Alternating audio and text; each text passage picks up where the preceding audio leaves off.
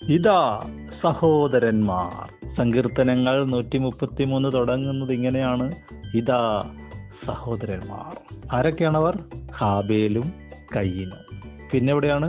Calvary ക്രൂശിന്റെ ചുവട്ടിൽ ഒരു യോഹന്നാനും ക്രൂശിൽ ഒരു യേശു കർത്താവും.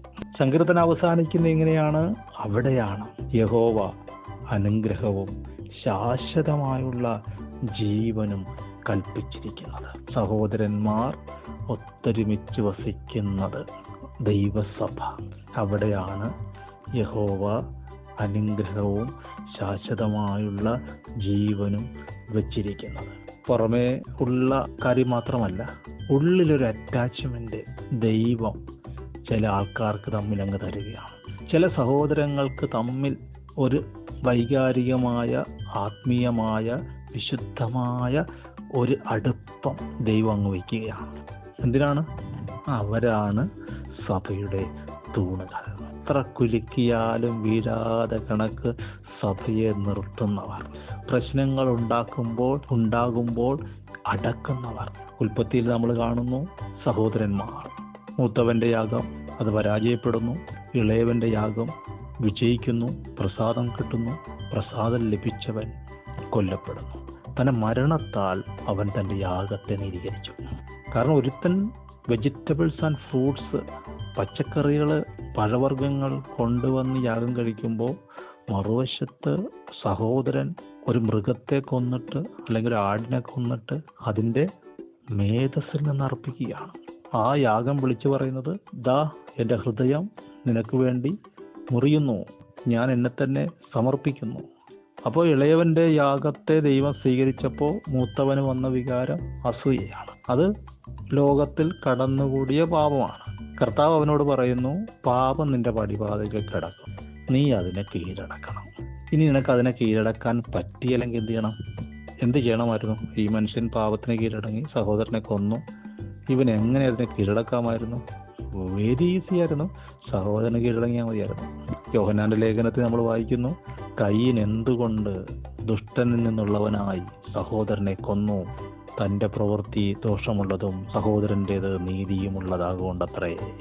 അവൻ നീതിമാനെ കുറിക്കൊള്ളുക, നിഷ്കളങ്കനെ കുറിക്കൊള്ളുക, നേരുള്ളവനെ കുറിക്കൊള്ളുക, മാതൃകയാക്കുക. നിന്റെ സഹോദരൻ അർപ്പിച്ച യാഗം നോക്ക്, ദൈവം അവനെ പ്രസാദിച്ചെന്ന് സാക്ഷ്യം കണ്ടില്ലേ? അതൊന്ന് ഫോളോ ചെയ്താൽ നിന്റെ പ്രശ്നം തീരത്തില്ലേ? പാവം അവിടെ തോക്കത്തില്ലേ? നീ യാഗം തോറ്റെങ്കിലും നിന്റെ സഹോദരൻ്റെ രക്തം നിനക്ക് വേണ്ടി നിലവിളിച്ചു. അതുകൊണ്ട് വിശ്വാസത്താൽ അവൻ മരിച്ച ശേഷവും സംസാരിച്ചു കൊണ്ടിരിക്കുന്നു. പാപത്താൽ താൻ ശപിക്കപ്പെട്ടു. അവനോട് പറയുന്നു, കൃഷിക്കാരനായ അവനോട് പറയുന്നു, ഇനി നീ കൃഷി ചെയ്തിട്ട് കാര്യമില്ല, ഭൂമി നിനക്ക് ഫലം തരികയില്ല. ഇവൻ പറയുന്നു, എന്നെ ആരെങ്കിലും കൊല്ലും. അപ്പോൾ കൊലപാതകിയെ ആരും കൊല്ലാതിരിക്കാൻ ദൈവം അവന് മുദ്രയിടുകയാണ്. കാരണം ഒരു രക്തം നിലവിളിക്കുന്നു. മറുവശത്ത് കാൽവരി ക്രൂശിൽ കിടന്നുകൊണ്ട് സ്നേഹിതനെ നോക്കിയിട്ട് പറയുന്നു, യോഹന്നാനെ, ഇതാ നിന്റെ അമ്മ.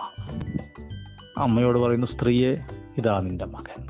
അപ്പോൾ യോഹന്നാനെ, ഞാൻ നിനക്കാരായി? ഉൽപ്പത്തിയിൽ തോറ്റത് ദൈവയുടെ നമ്മൾ ജയിപ്പിക്കുകയാണ്. നീ എനിക്ക് സഹോദരൻ. യോഹന്നാനെ, നീ എനിക്ക് സഹോദരൻ. ഇതാ സഹോദരന്മാർ. അവർ ഒന്നിച്ച് വസിക്കുന്ന ദൈവസഭ അനുഗ്രഹിക്കപ്പെട്ടത്. അത് വസ്ത്രത്തിൻ്റെ വിളിമ്പിലേക്ക് നീണ്ടുകിടക്കുന്ന താടിയിലേക്ക്, അഹറോന്റെ താടിയിലേക്ക് തന്നെ ഒഴുകുന്നതായി അവൻ്റെ തലയിലെ വിശേഷ തൈലം പോലെയും സിയോൻ പർവ്വതത്തിൽ പെയ്യുന്ന ഹെർമോന്യ മഞ്ഞ് പോലെയുമാകുന്നു. മഹാപുരോഹിതനായ അഹറോനെയും അല്ലെങ്കിൽ അവൻ്റെ തലയിലെ വിശേഷ തൈലത്തെയും, ആ തൈലത്തിൻ്റെ പേര് വിശേഷ തൈലത്തെയും, ഹെർമോൻ പർവ്വതത്തിലെ മഞ്ഞിനെയും പരിശുദ്ധാത്മാവ് ഉപമിച്ചത് എന്തുകൊണ്ടാണ്?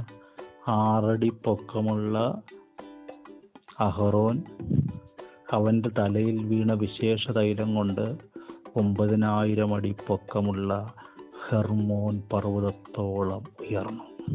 ഏത് പാപിക്കും അടുത്ത് വരാം, ഏത് കുഴഞ്ഞ കേസിനും അടുത്ത് വരാം. അവന് വേണ്ടി അവൻ പ്രാർത്ഥിക്കും. ഹെബ്രായ ലേഖനം പറയുന്നു, നമുക്കുള്ള മഹാപുരോഹിതൻ നമ്മുടെ ബലഹീനതകളിൽ സഹതാപം കാണിക്കാൻ കഴിയാത്തവനല്ല. പാവമൊഴികെ സകലത്തിലും നമുക്ക് തുല്യമായി പരീക്ഷിക്കപ്പെട്ടവനത്രേ. അഹറോന്റെ ആയുസ് കഴിഞ്ഞപ്പോൾ അഹറോനങ്ങ് മാറിപ്പോയി, പുതിയ ആള് വന്നു.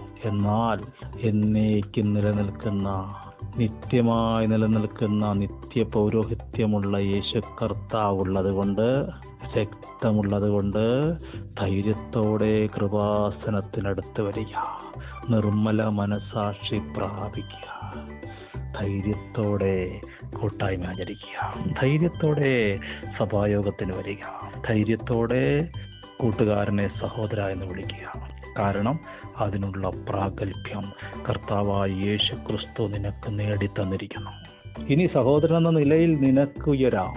സഭാജീവിതത്തിൽ, വിശുദ്ധ ജീവിതത്തിൽ നീ ഏതനുവർത്തിച്ചാൽ ലോകത്തിൻ്റെ കളങ്കമേൽക്കാതെ നിന്നെ തന്നെ സൂക്ഷിക്കുകയും അനാഥരുടെയും വിധവമാരുടെയും ഞെരുക്കങ്ങളിൽ അവരെ സഹായിക്കുകയും സഹോദര പ്രീതി ആചരിക്കുകയും ചെയ്താൽ, സഹോദരപ്രീതി എന്ന് പറഞ്ഞാൽ സഹോദരൻ്റെ കുറവ് കണ്ടാൽ, കുറ്റം കണ്ടാൽ അവനെ വിധിക്കാതെ അവന് വേണ്ടി ദൈവത്തോട് അപേക്ഷിച്ചാൽ 9000 അടി ഉയരമുള്ള പർവ്വതത്തിൻ്റെ ഒപ്പത്തിന് ദൈവം നിന്നെ കൊള്ളും.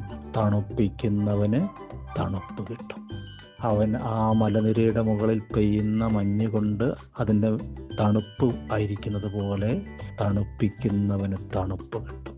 നിൻ്റെ സഹോദരനെ, ദൈവമക്കളെ, ദൈവദാസന്മാരെ, ശുശ്രൂഷകരെ, സഭകളെ തണുപ്പിക്കുന്ന ശുശ്രൂഷ ചെയ്യുക. ദൈവം നിനക്ക് തണുപ്പ് തരും. യേശുവിൻ്റെ നാമത്തിൽ ഞാൻ അനുഗ്രഹിച്ച് പ്രാർത്ഥിക്കും. സ്വർഗം നിങ്ങൾക്ക് തുണ നൽകട്ടെ. സഭായോഗത്തിലെയും സഭാജീവിതത്തിൻ്റെയും മുഴുവൻ അനുഗ്രഹങ്ങളും നിങ്ങളുടെ മേൽ പെരുമാറാകട്ടെ. ആമേൻ.